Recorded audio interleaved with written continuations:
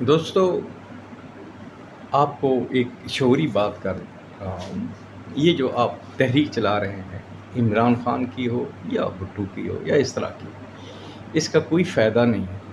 عوام عجیب لوگ ہیں کہ فیوڈل ڈیموکریسی کے لیے عوام اپنا لہو پیش کرتے ہیں اور امید رکھتے ہیں کہ یہاں اصلاحات ہوں گی، عوام کے حقوق کبھی بھی حل نہیں ہوں گے۔ یہ ملک آپ کی بدبختی کی نشانی بن گیا ہے۔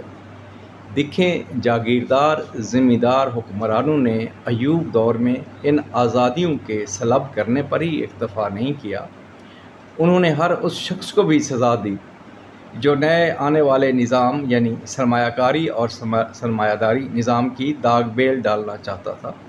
یہ اس لیے کیا گیا کہ فیوڈل حکمرانوں کو اطمینان ہو جائے کہ پاکستان میں فیوڈلزم کی اندھیری رات کو ختم کرنے والا سرمایہ داری نظام کا سورج نہیں نکلے گا، اور اس اسلامی مملکت میں قیامت تک جاگیرداری ذمہ داری نظام کی تاریکی چھائی رہے گی اور 25 کروڑ کی بلی مسلسل چڑھتی رہے گی۔ آپ لوگوں نے دیکھ لیا کہ فیصل آباد میں جہاں ملیں تھیں، جو ملیں ان جاگیرداروں کے پاس نہیں آ سکی، وہ ملیں اب بند ہو گئی ہیں، انڈسٹریل گروتھ بھی رک گئی ہے۔ دوستو، یہ پاکستان کے دیکھیں، پہلے وزیر اعظم لیاقت علی خان جنرل ایوب خان کی ڈکٹیٹرشپ سے 7 سال پہلے ہی قتل کیے جا چکے تھے، لیکن قتل ہونے سے قبل وہ 2 کام کر چکے تھے۔ اول 1949 میں مسلم لیگ زرعی اصلاحات کمیشن دولتانہ کمیشن کا قیام، دوم یہ اعلان کہ وہ عنقریب سوویت یونین کا سرکاری دورہ کریں گے اور دونوں ملکوں میں اقتصادی تعاون کی راہ ہموار کریں گے۔ افسوس، پاکستان کے جاگیردار ذمہ داروں نے وزیر اعظم پاکستان کو ماسکو جانے سے پہلے ہی قتل کروا دیا۔ دوستو، یاد رہے کہ خالص زرعی ملک میں 1952 میں PIDC قائم کر دی گئی تھی، جس کے ذمہ یہ کام سپرد کیا گیا کہ وہ سرکاری سرمایہ سے کارخانے لگائے اور چلتے ہوئے کارخانوں کو پرائیویٹ لوگوں کے ہاتھ فروخت کر دے۔ اب پرائیویٹ کون؟ کس کے پاس وسائل تھے؟ وہی فیوڈل لارڈز۔ چونکہ پاکستان کے جاگیرداروں ذمہ داروں یعنی مالدار لوگوں کے پاس کارخانے قائم کرنے کا نہ علم تھا اور نہ کارخانوں کو چلانے کی صلاحیت تھی، اس لیے حکومت پاکستان نے ان جاگیرداروں ذمہ داروں کو سرمایہ کاری کرنے کے راستہ دکھانے کے لیے PIDC قائم کی تھی۔ وڈیرے جنرل ایوب نے ملک کا حاکم بنتے ہی PIDC کے فعال اور بانی چیئرمین غلام فاروق کو ہٹا کر ان کی جگہ ایک شفاق اور ظالم جاگیردار ذمہ دار ملک امیر محمد خان آف کالا باغ کو PIDC کا چیئرمین مقرر کر دیا۔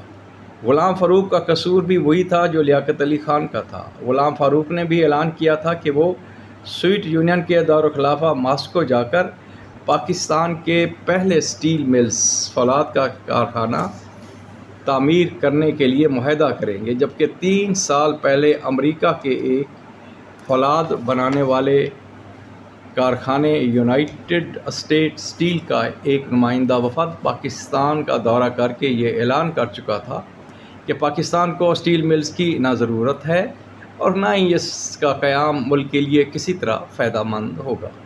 چیئرمین غلام فاروق نے ماسکو جانے کی تاریخ کا اعلان بھی کر دیا تھا، 10 نومبر 1958۔ سرمایہ داری نظام کے لیے یعنی صنعتوں کے قیام کے لیے اسٹیل یعنی فولاد کی ایک کلیدی حیثیت اسٹیل دوسری صنعتوں کی بنیاد ڈالتا ہے۔ مثال کے طور پر 1 لاکھ روپے کا اسٹیل 50 لاکھ روپے کے کارخانے پرانے کی تعمیر میں استعمال ہوتا ہے۔ اس کا مطلب ہے کہ اگر ملک میں 1 لاکھ روپے کا اسٹیل دستیاب نہ ہو تو یہ 50 لاکھ روپے کا کارخانہ بھی تعمیر نہیں ہو سکے گا۔ اور آپ لوگوں نے اسٹیل مل کے ساتھ جو حشر کیا وہ شرمناک بھی ہے، دردناک بھی ہے اور افسوسناک بھی ہے۔ افسوس کہ 10 نومبر 1958 سے پہلے 7 اکتوبر 1958 کا دن آیا۔ جاگیرداروں ذمہ داروں کی پہلی فوجی ڈکٹیٹرشپ نے مارشل لا نافذ کیا۔ لیاقت علی خان کے برعکس چیئرمین غلام فاروق محض ایک سرکاری ملازم تھے، اس لیے انہوں نے کبھی زرعی اصلاحات کا نام نہیں لیا۔ لیکن ایک دیانتدار اور محنتی سرکاری افسر کی حیثیت سے غلام فاروق نے اس سرکاری ادارے کو ہاتھ میں لیا، جس کے ذمہ یہ کام تھا کہ حکومت سے سرمایہ قرض لے، اس سرمایہ سے کارخانے قائم کرے، اور جب یہ کارخانے کام شروع کر دیں تو ان کی فروخت کر کے حکومت سے لیا ہوا قرض واپس کر دے۔